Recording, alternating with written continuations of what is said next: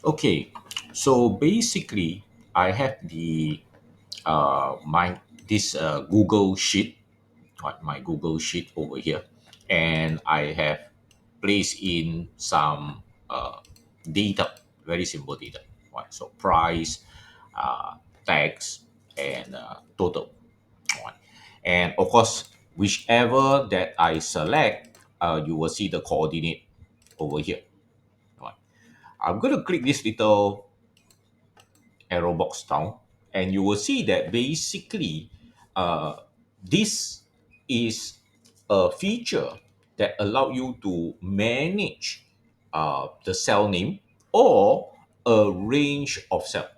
So you can actually change this value here instead of treating it like a coordinate on your spreadsheet. All right.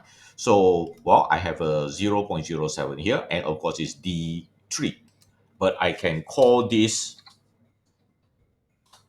text. See, I can call this text. And if I click down, you will see that it is referring text to D3. Sheet 2, actually, this is sheet 2 over here. All right, so D3 over here. I can do the same with any cell that I want, but the thing now is, why do I want to do this? Okay, so I'm going to just do a very simple formula. So let's say price multiply, let's say 1 plus the tax. Okay, then of course I get the price over here. So this is the formula. But remember, this is actually tax, right? TAX.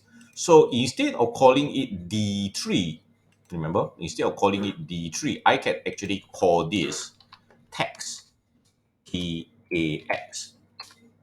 And it will still give me the correct formula. But now this will be a lot easier to read. Okay, especially when you have a lot of formulas that point all over the place. All right, this will be a lot easier to read. So this is why sometimes I would prefer to name a particular range or particular cell over here than just leave it as a coordinate.